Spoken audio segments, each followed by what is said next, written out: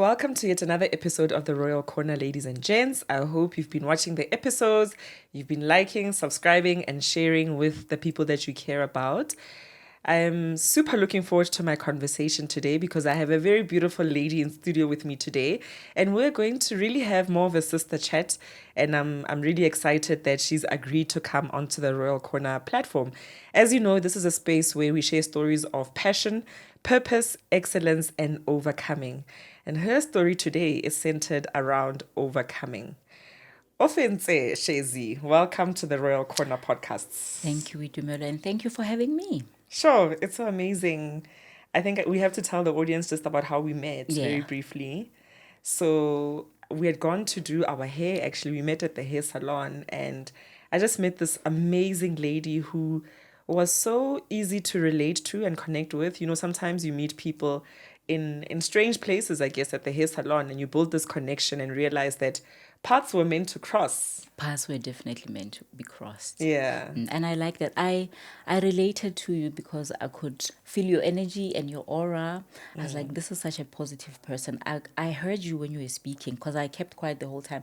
But I was like, this sounds like an amazing woman. So I think I can have a word or two with her. And then we ended up talking and we gelled so much. So I enjoyed that and I loved that. Oh, man. And here we are. And here we are. Yeah. Welcome, an official welcome. Thank you so much. Thank you so much for having me. For honoring this invitation. It is a Sunday morning. We're recording on a Sunday morning. Yes, a blessed day. It is. It's a blessed day. And I really think one that has been ordained by God for us to come and chat on the platform. Most definitely. Yeah. I want you to relax. Let's enjoy our conversation. The Royal Corner is really a space where we invite authentic conversations because I think through sharing our stories, really, we touch on people's lives and make people realize there are endless possibilities and that there's a lot that you can overcome in this life. So just to kickstart us, tell us a little bit more about Ofentse, who she is, where she comes from, what you're most passionate about, and whatever else you want to share. I'm Ofentse Shezi. I am 39 years old. I am a mom to two beautiful kids. The other one is a son. He is 1 year old. And the other one is a daughter, my beautiful daughter. She is 7 years old. I'm also a wife. I come from the villages, two villages. I come from Morohong, from my paternal side, and I come from Mabiskral, that is my maternal side. So I am a village girl and I'm a township girl. I also moved to Tembisa and then I moved to Tlhabane. I moved back to Rustenburg. So, hey, with me, you get the best of both worlds. You get a village girl and you get a township girl. Yeah. And also, in the suburbia there. Yes. Yes. So if you tell me to start a fire in the villages, I will do it. Wow. If you tell me to do Kota, Tembisa, I will do it because I had the best of both worlds. Yeah. Yeah. So I am passionate about pageantry. I love pageants. By profession, I'm a public relations practitioner, and I also do events with my sister. Yeah, I'm a sister. I am a daughter. I'm a friend. Yeah. And I am a Jesus girl. Yes, Jesus girls for the win. For the win. Yeah. Through and through. And that was one of the things actually we connected very much on. I remember when I met you at the hair salon and we just started talking and I guess sharing our personal stories a little bit and how Jesus really is at the center of it as well, you know, with the different spaces that we occupy. Yeah. You know, I have a story to tell. I have so many stories to tell. So I remember we spoke briefly about me not being able to conceive because I think I told you about my fibroids. I had fibroids. So I gave birth to my daughter in 2018 and after giving birth I felt such a pain on my abdomen on my left side and I said to Dr. Kun, what's happening to me? You know, I just gave birth and I feel this pain, this discomfort on my left abdomen on my side. And then she said, it's okay, I'm gonna order a scan and we'll see what's happening to you. So she did that and then she brought a scan and she said, oh, you know, you have a fibroid. And I was like, where does it come from? Because it wasn't there. You know, throughout my pregnancy, when I was checking on the scans, it wasn't there. So she said to me, this happens a lot. You are not the first and the last one. And she said, I'm so sorry, Ofentse, but yeah, you do have a fibroid. And my heart sank because I was not expecting that. Imagine you just gave birth and you are Sure. happy, but now you're being told that you have a fibroid. So, but I just left it like that. I was like, you know what? I don't know why I have this, but maybe it will go away. And if it doesn't go away, maybe I'll have to remove it surgically. So I left it like that. But then, after giving birth to my daughter, I did not know that it was going to cause me to not to go on my periods. I stayed for so many years. After my daughter, remember, I gave birth in 2018 and 2018, 19, 20. So, yeah, I stayed for so many years without conceiving. I don't know, was it because of the fibroid or what was happening, maybe the hormonal imbalances, because after that, and I went to my doctor again and I said, I'm trying for a baby. We're trying for a baby, and I'm not conceiving. What's happening? And then she said, a lot of things, a lot of factors. Could be your hormones, they have an imbalance, or you are stressed out, or you're thinking about it too much. Just let it be, And I said, maybe. And I remember telling God that I would like to have a baby, and I was very specific. I said, I'd like to have a son. I'm already a mom to a girl. I would love for you to bless us with a son. But I did not fall pregnant, and I started worrying. I started having doubts. I was like, God, are you listening to me, or is this a thingy? Like, am I supposed to have one child? Are you saying no? Is this your way of saying no to me? Because I was like, but when I think about it, every time when I pray, when I ask for something, you always give it to me. You answer me. So why now? This is so important to me. I want to have a son. I want to have another child, and you are not saying anything. Like, what's happening here? So I started having doubts, and I think I was depressed for a while, honestly speaking, because I was focusing too much on getting pregnant, and I was not getting pregnant. And the periods were like, we're not coming. You will just have to stay there. Sure. So, but I now I had to look back, I had to reflect on the goodness of God, what God has done for me previously, That on its own, it kept me going. It kept my faith. It renewed my faith, right? Because I said, your promises are yes and amen. So I know that you're going to give me this baby. I just Yeah. don't know when, but when the timing is right, I know that you're going to give me this baby. So I shifted my mindset and I took myself out of that. I want the baby now, now, now. So I said, I'm going to live, I'm going to enjoy my child, and I'm going to enjoy myself, and I'm going to enjoy my marriage. Let me just not, focus on this thing because I want a baby, I want a baby, I want a baby now. So, Question. yes. So, in the journey, because you say that the fibroid was found after you had given birth to your first, Yeah. right? So, between that time, as because you're describing obviously what was going on in your mind, Yeah. where you're trying for a baby and almost obsessed with the idea to say, God, but why are you not delivering? Physically, you said that your period had stopped in Yeah. that time. So did your periods immediately stop once this fibroid had been picked up? Yes. They immediately stopped. Yeah. Okay. Obviously, after giving birth, you will go on, like, the cleaning process and whatever. Yes. So, but after a few months, after 3 months, that was the last of my periods. Sure. I never saw my periods again.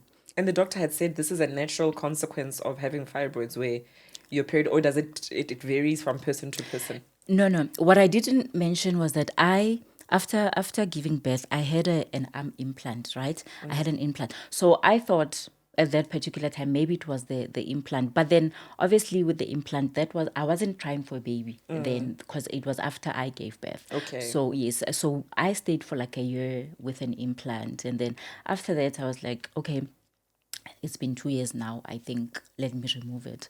But after the removal of the implant, I still was not able to conceive. A year passed, another year passed, and I'm like, No. Then that's where I started, being so Doubting. worried, and yeah, because I was like, but I took out the implant like 2 years ago, but still, I'm not going on my periods. So that's why the doctor said it could have been a lot of factors, maybe the imbalances, or because I had an implant, my hormones are not yet, intact. Yeah.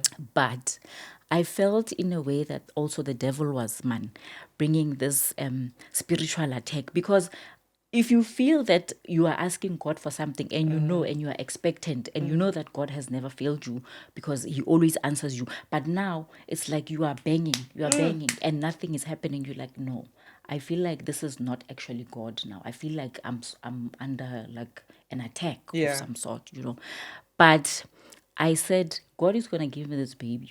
I know he's going to give me this baby. But so I relaxed. And then come 2020, I remember I was with a couple of people and we were praying. And then we were all talking about what we want God to bless us with. And other people were saying, they want jobs. And I was like, guys, I need a baby.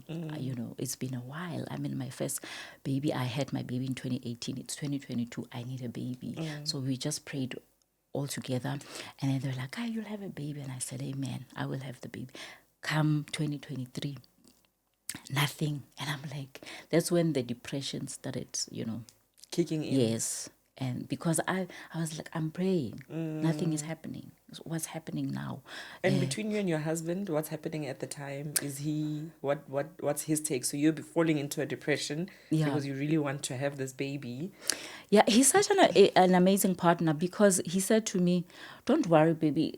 Everything happens in God's timing. So he is going to give us a baby when he feels like it's the right timing. And I said, I feel like I'm such a Jesus girl, and I'm so faithful. I'm trying to spread the word. Whenever I talk to people, I'm always mentioning God. Because it's something that comes naturally to me. It's not even, I don't even force it, because it's like it's who I am, and I feel like my love for him is so rooted. Yeah. So I didn't want to be disappointed, because I love him so much. So I Sure. felt like this is going to bring like a tug of war between God and I, because I want a baby and he's not giving him to me. And him, remember I said I was specific. I wanted a son. So, and then my husband said, no, everything is going to be okay. And whether we get a son or a daughter, it's okay. And I said, I want a son. I was very You're very specific. Yes, I was very specific.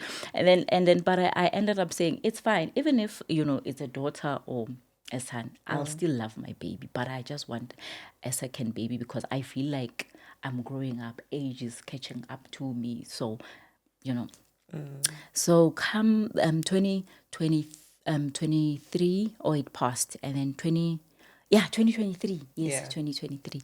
And then I remember it was in July. I started.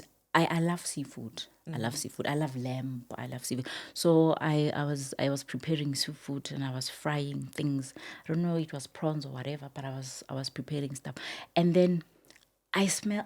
There was this smell, a specific smell, and I said, how can I bought these prawns yesterday, and then I can smell that they are rotten. And I was complaining. I was telling my husband, there's no way I bought these prawns, and then I said, I'm gonna taste these prawns, and I tasted them, and the taste was so awful. I had this metallic taste, and I was like, "Ugh, everything's rotten. I can't believe that they sold me rotten Rotten things." prawns. Yes.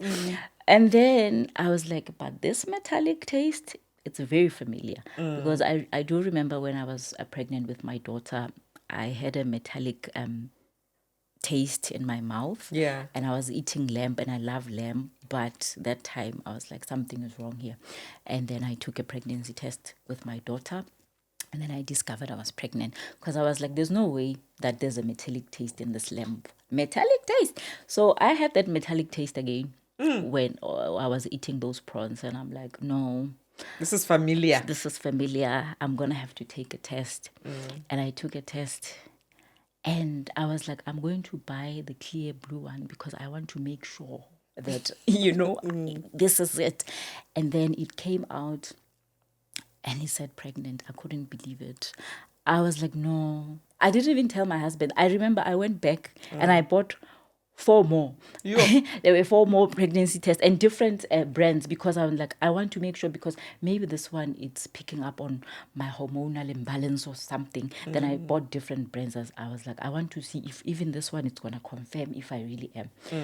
And all of them came positive, and I started weeping, and I was crying, and I was praising God. I was like, oh my God, you answered me. And I was like, I was so happy. I was so emotional. I was so grateful more than anything, because I was not expecting to be pregnant. Remember, I did not go on my periods. And also, I just thought maybe it was going to happen, but maybe 2026 or 2020, I wasn't in that space. I wasn't even trying. At that particular moment, I was like, ugh, whatever happens, it will happen. So I listened to my husband when he said, whatever happens, happen, and it will happen in God's timing. So I just relaxed and I let it happen in God's timing. Sure. So it was a miracle that I got pregnant. I feel like my baby was such a miracle baby, and God gave him to me in his own timing, without me now banging and asking him. He just wanted me to relax, and he said, hey, if you take your mind off this thing, I am going to give you this baby. But now you are idolizing the idea of having a baby, and you are now not living your life. You are not yourself. You have taken yourself out of in sync. You are not in sync with yourself anymore, and now you are missing other things. I'm trying to say, do other things.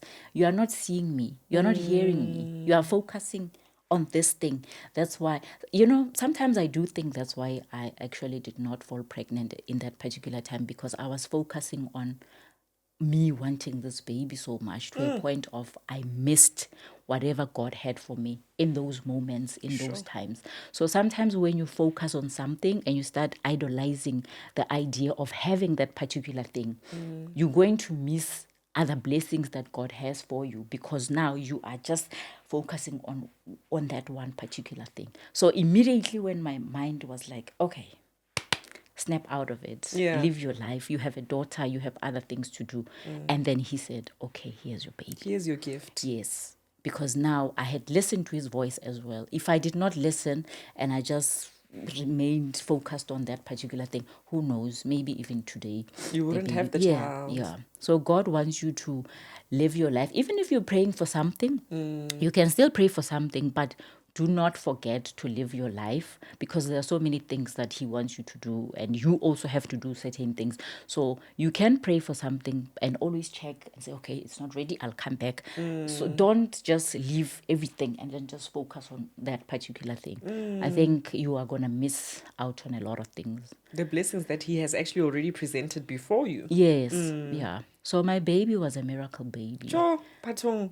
What a faithful God. He is such a faithful God, and you know what? He answers, right? He might take time. I don't know why he takes time sometimes, but I always say God is a mastermind, and he also is a strategist. He knows. If I give you a baby now, maybe you are not ready. Yeah. Yeah. So I think he knows why he gives us answers in a particular time. So, but I'm so grateful. I am so happy, and I feel so blessed. It is indeed such a blessing. You Yeah. know, I had it on my heart, as I've shared with you, that I wanted to bring a conversation onto the platform that is like your story, and it's just a miracle that I met you.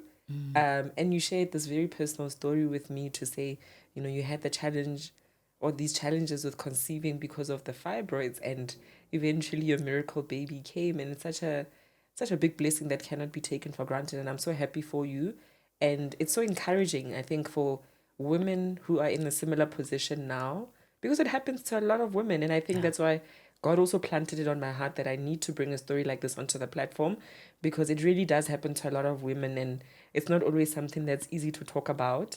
So I really pray that for the ears that it will land on this particular episode, they are encouraged to say everything in God's timing. And whatever it is that we are praying for, because we pray for different things. Yeah.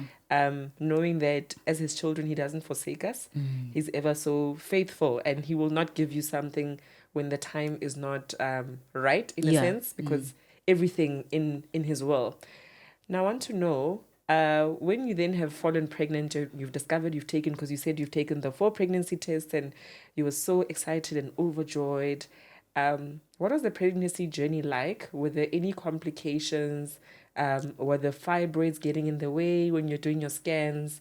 I'm personally somebody who hasn't had fibroids, or at least that I know of. But what was it like during the pregnancy? Did you have a healthy pregnancy with no complications or anything of the sort? So in the beginning, my pregnancy was easy, but it was short-lived. After that, after 3 months, I started bleeding, right? And I don't think this was caused by fibroids. I don't know what caused the bleeding, but I will get into it. I remember I was bleeding, and it started off, it's little spots, and I'm like, "Ish, let me go check this out." And then obviously the first doctor that I saw, before I went to see my doctor, I went to another doctor because I was like, nah, this is a small anyana thing. And then he said to me, no, this is normal, but make sure that I'm going to prescribe something for you. And then I think these things are going to help you. The meds are going to help you, and they're going to stop the bleeding. Fine. But after that, when the months were progressing, the bleeding couldn't stop. I started bleeding. And I was terrified because I was asking myself, am I gonna lose this baby? What's happening? So hey, I remember I said okay, let me say this. I fell pregnant in July. Yeah. And then after falling pregnant, I remember I wanted to do a photo shoot, and it was the little timing. Immediately when I felt pregnant, my pregnancy started showing, and I didn't know why. I felt like it was too soon, right? But then God kept on saying to me, you need to do a photo shoot. And I was 5 months pregnant I think in November. And then, the bleeding started in December. I just want to take you through like the whole process. So I was pregnant in June, July, August, somewhere there. And then my belly was kind of like starting to be big. And I'm like, why, when are you growing? This is abnormal, but at a rapid, phase. So by November, I had an urge to do a photo shoot. I don't know why, because it was 5 months, but I saw myself, like, I saw my tummy getting big, and I was like, let me do this photo shoot for my son. And then I did a photo shoot. After doing the photo shoot, remember I said, I think it was God. That urge, probably it was God. I don't know why, but I definitely think it was God. So after that, December comes, the bleeding starts. So I was in and out of hospital. And my doctor was on leave because it was during the December holidays. Okay, fine. They give me the meds. I'm okay. I went back home. Come January, the bleeding comes again, and now it was too much. And then I went to it was just tears. I remember I wasn't enjoying this pregnancy because of the bleeding, right? Yeah. Because it was going on and off, on and off, and my doctor was not there. She was overseas. She was on holiday. So the doctors that I got, they just checked me and then gave me meds, and then I would go home. And then after 3 weeks, the bleeding comes. So when she came, I went to see her, and I was like, hey, I was bleeding throughout these holidays. I don't know what was happening to me. And then she said, okay, Ofentse, let me check you. When she checked me on month end. I think it was the month end of Jan. And then when she checked my uterus, she said, the baby's coming. This baby's coming. And I was like, how? This is month in Jan. Yes, Yeah. month end Jan. And then she said, Ofentse, your lining, your uterus has opened. I can see the baby wants to come. And I said, but it's too soon. You're 6 months at that stage. Yes, yeah. And I said, it's too soon. And she said, hey, I'm sorry, but I have to take this baby out because this is now a matter of it's urgent. Oh, I remember my heart dropped and I started crying and I started sobbing. And they consoled me. They're like, everything is going to be okay. And she said, I know your baby is tiny, but I'll do the best that I can. So they admit you immediately, as she says. She said, I am admitting you. This has to be done. I have to take him out. And then I said, okay.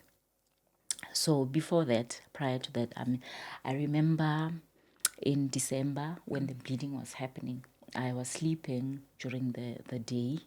I had taken a nap, and I remember seeing hands, and the hands, they had a baby, and it was a boy.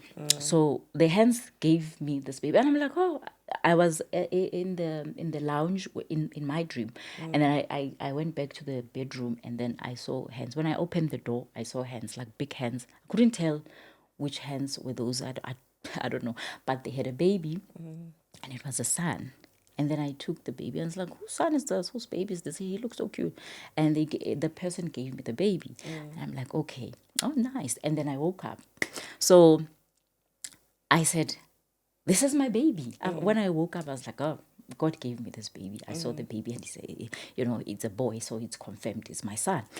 So when Dr. Sandy said to me, Ofentse, I have to take this baby out, I was crying, but I was like, it's okay.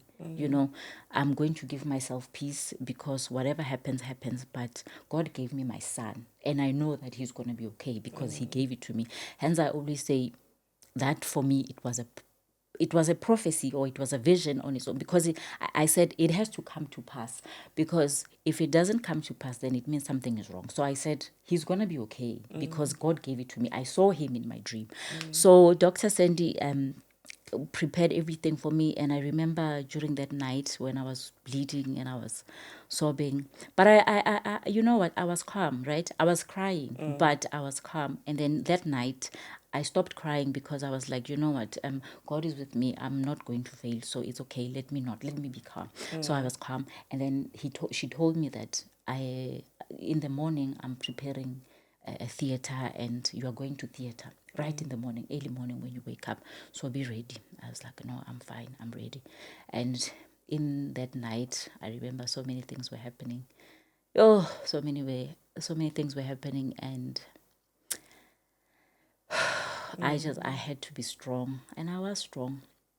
I was like, let's do this. And then in the morning, they came. I took a bath and I took a shower, and before they came, I started sobbing again. I started crying, and I was reading the Bible.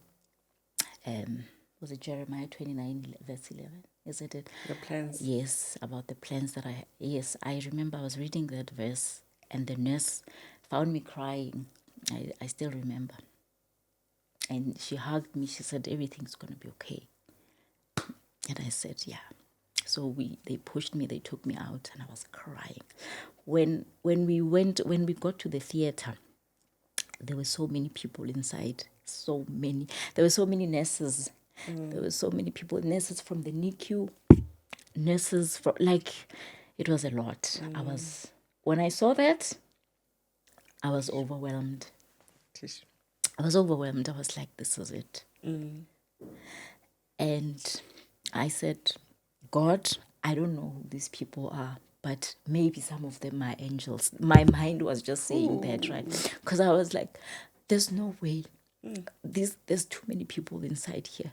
So I said, maybe some of them are angels. It's okay, but help me. Help me go through this.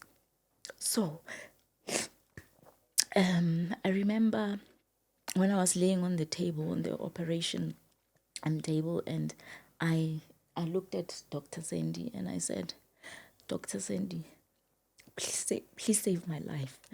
And she said, I've got you. And she said, you're going to be fine and you're going to live. And I said, thank you. I'm so emotional because I do know that me giving birth, it was a matter of life and death, you know. But I had to tap in. Thank you.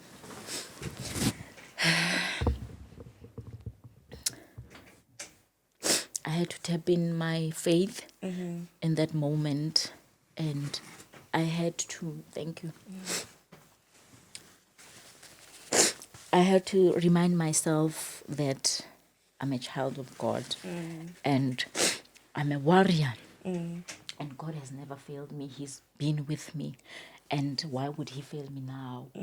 At the crucial moment in time where I needed him most, he's not going to fail me. And so I tapped into my faith and I said, I'm going to make it. And God gave me my son. I saw him in my dream, and he's going to live, and I'm also going to live. And I believed when Dr. Sandy Kuhn said to me, I have got you. And I said, please save me. And she said, I got you. And she saved me. They saved me. Sure. I am so, so grateful to Dr. Sandy Kuhn. I'm grateful to the nurses and the doctors at Mediclinic Midstream. They don't know what they've done for me. My life, for my son. I will forever be grateful to those nurses and doctors. And so when I gave birth, they showed me my son. When they heard him cry, they were so happy because he was so tiny, right? He was so tiny. And they said, oh my God, thank you. Then all the nurses from the NICU, they took him. Then that's when they had to operate me because I was bleeding. The bleeding was just too much. So I had what we call placenta accreta. So the placenta attaches itself to your uterine, to your uterine wall and to your uterus. Instead of it covering your baby and it being like separated from the uterus, it attaches itself and you bleed because you can actually die from this condition. Many women have died from this condition. Wow. It's a very, very, very dangerous condition. So when I was sleeping, I won't lie and say, oh my gosh, I saw the lights, I saw angels. No, I was in a deep sleep. I was sleeping, right? I didn't die. I was still in my body physically. I do know that some people do have the near-death experiences when they get operated and they see other things out there, but I did not. I was sleeping. I was resting. So I woke up, and when I woke up, I was woozy, and I was like, I saw Dr. Kuhn and I saw Dr. Landman. I remember reaching out my hand, stretching out my hand, and I was like, Dr. Landman. Remember, I was woozy at that time, and I said, Dr. Landman, I'm gonna come to you for a tummy tuck after 6 months. Imagine, you just had like this massive operation, and then all that you can think about is a tummy tuck. I was like, Dr. Landman, I'm gonna come to you for a tummy. I'm sure they were laughing at me after that, but I was alive. But let me tell you, what happened was in that moment, after they took me out of the theater, I think Dr. Sandy was out, and then they took me to the recovery room. When she was coming back, I wasn't there. And then my husband was asking, where's my wife? And then she said, she's not in the theater. And then she's not in the recovery room as well. So they started panicking. So because now they were looking for me, and I was nowhere to be found. This is the doctor and your husband. Yes. Yeah. And then because somebody had taken me out of the operation, the theater room, and then they were looking for me and I wasn't there. So my husband said to me, hey, I thought you were gone, and I was panicking, and doctor told me to sit down. I was pacing around back and forth because I was like, where's my wife? Ari, at that moment, he was like, oh my God, what am I going to tell my child? Sure. The other one is in the NICU. And then now, my wife is gone.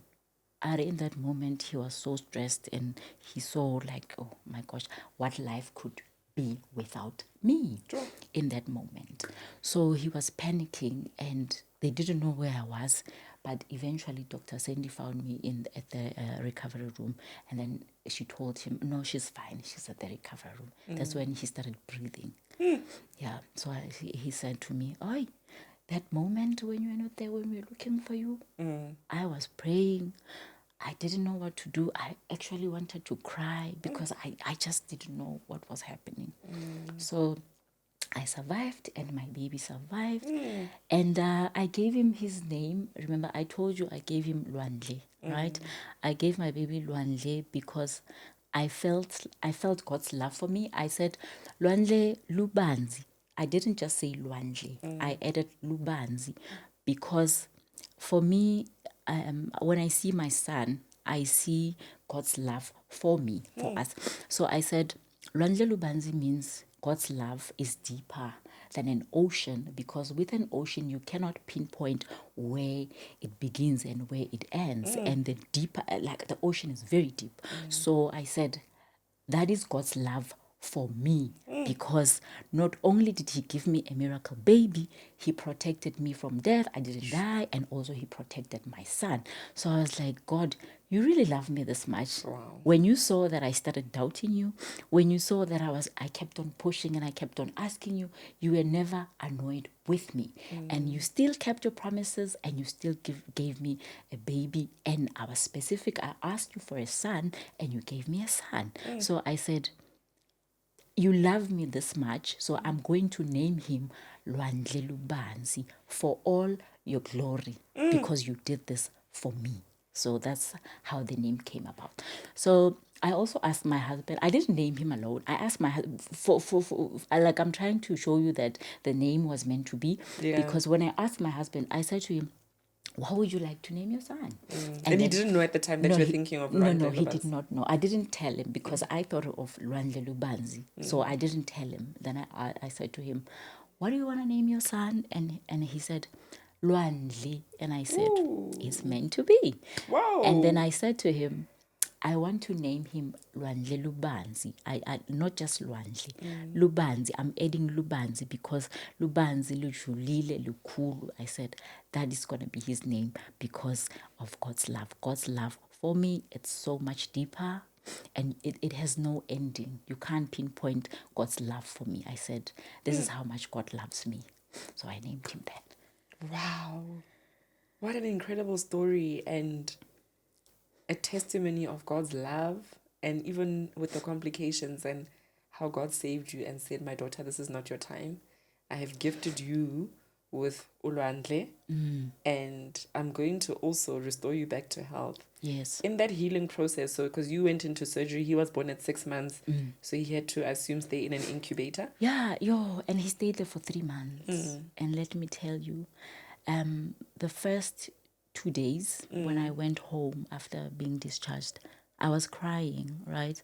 Because I'm not going to lie, as a mom, you want your baby back at home, right? So I said, I feel like I failed him. I started now going back. I said, Lord, I feel like I failed my son. I couldn't give him like I wanted him to stay longer inside of my womb, but I feel like I failed him. So I started crying, but then I was scrolling through YouTube and I saw a sermon by Apostle Joshua Selman, and he was talking about always being grateful to God, even in the most difficult circumstances. You know, you must always be grateful, because God is faithful and God is all loving. So I just can't remember which sermon was that, but I took what he said and I applied it. I was like, he's telling the truth, because I mean, look at where I come from. I was sick, but God, he made me survive. I survived, and he was there. So I mustn't condemn myself, and I mustn't say, the baby, I feel like I failed the baby. I feel like he was, he had a better chance if he was still inside of me. He was not supposed to go to like, so many thoughts came, in that moment. But I'm so grateful that it only took 2 days for me to be in that pit, because I feel like I had dug a pit for myself in that moment.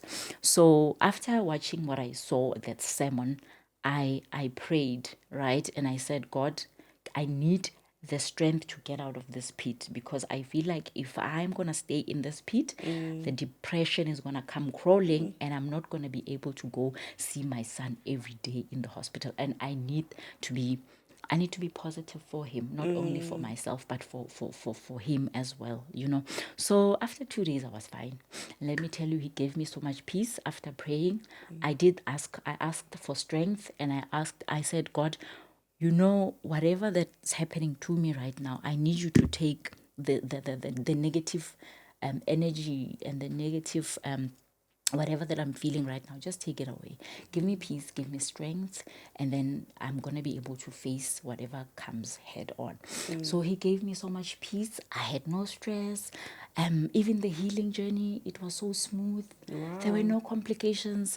Yeah, I do remember going there to hospital there and there when I was feeling pain, but it wasn't hectic. It wasn't something so massive that, I had to be admitted for a few days or whatever. It was so smooth, honestly speaking. I think God gave me an easier journey after that. And I was able to go to the hospital for like 3 months. I was able to give him milk. We were able to do the kangaroo. And I thank God for that because the positive energy, it rubbed off him. I think it also made him better because a baby can sense, if a mom is not okay, I think the baby will sense that my mom is not okay. But when I put him on my bosom, I think he felt that this is my mom and I'm bonding with my mom. So the kangaroo style, it helps. The baby grows faster and the baby grows faster and the baby becomes well. If the baby was sick, automatically it heals him. I don't know why and who came up with that, but that's fantastic because the baby now starts hearing your voice and your heartbeat and everything. So what's the kangaroo style? You put the baby on... You just put your baby here. And then every time you can put him for 30 minutes or an hour, depends how much you want to bond with him. Yeah, so I did that every time I went to the hospital, but not every day. Some days he was just chilling in his incubator. I would just talk to him, pray for him, and tell him, you're going to be okay. You are a warrior. You're going to change people's lives. Just say positive affirmations to him there and there. And I think he could hear me because he's here now. Hi, bro. 2 years later. He was born last year.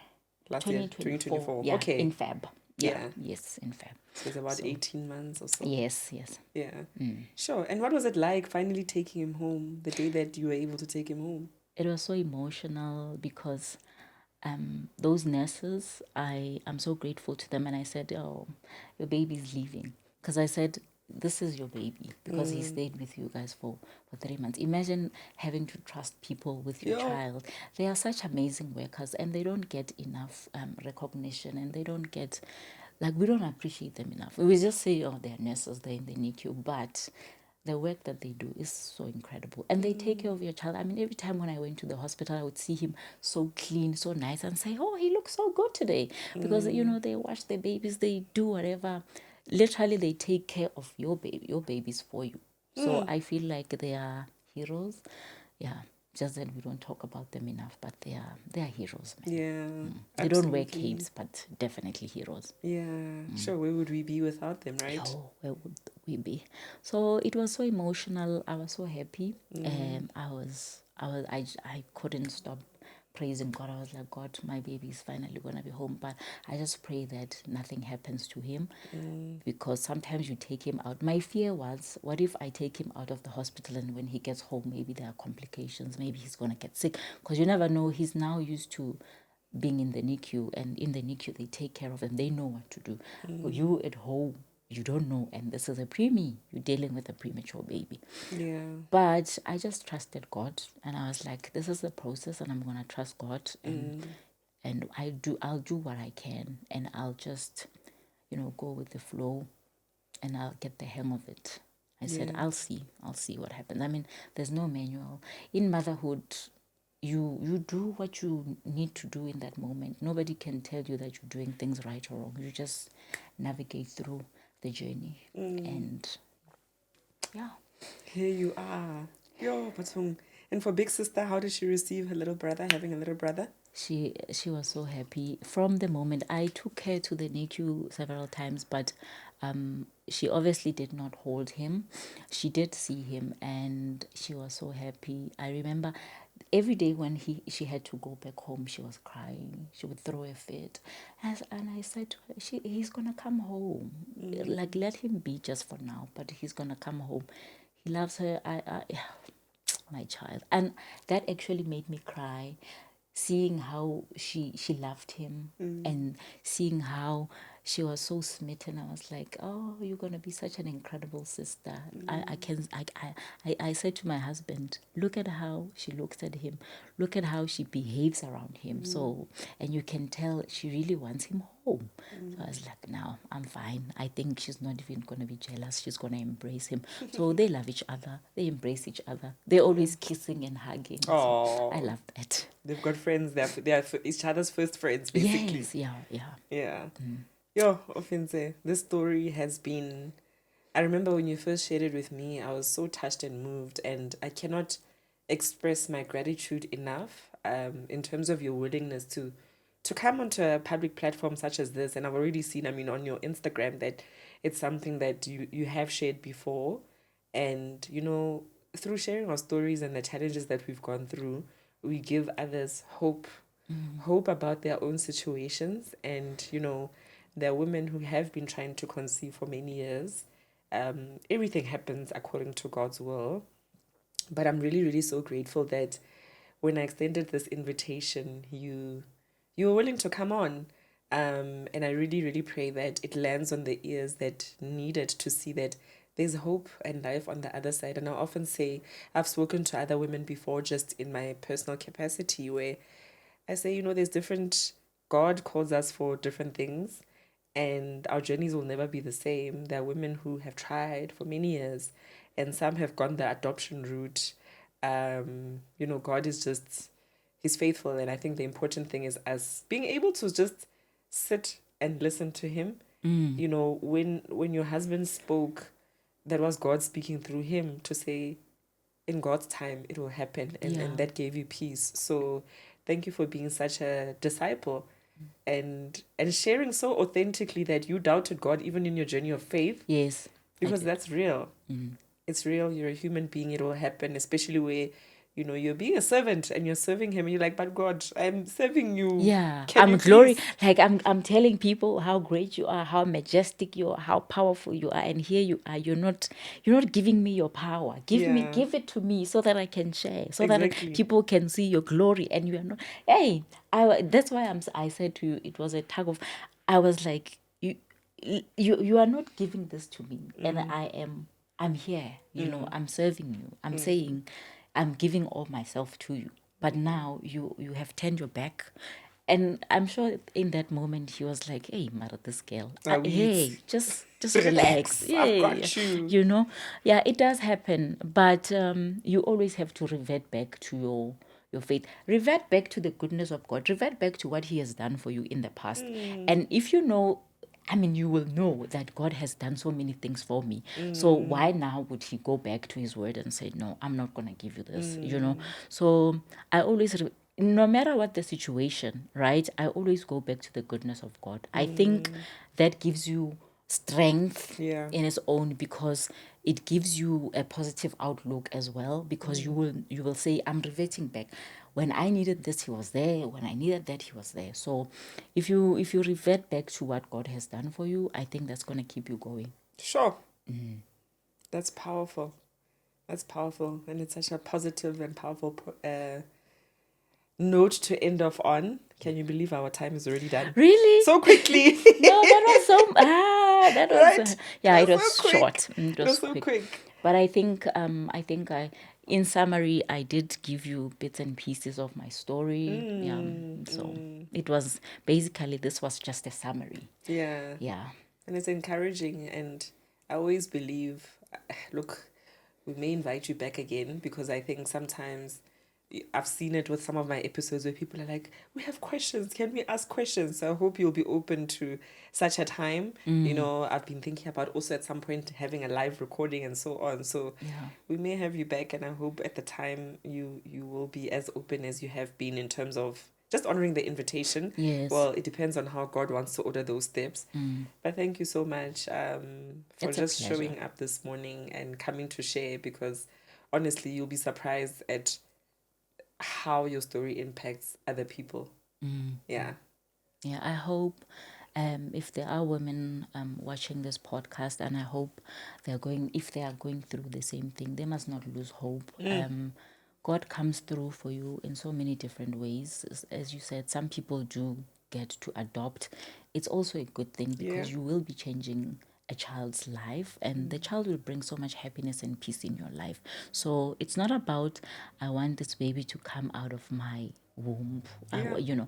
It's fine. Yes, we do want that, but also sometimes God has other plans for us, and it's not a bad thing. It's actually a blessing because you get to bless another person, right? So you never know. with life um with life, there's many challenges. We face so many challenges, but with God, we always win. You know what? With God, we always win. You can never fail in God. You cannot. God, if God is for you and God is leading the way, you will always, you're always going to win because there's always light in front of you. So you will meet obstacles along the way, but the light will guide you. Like God will always hold you and you will get there, whatever the circumstances. Sure. Yeah.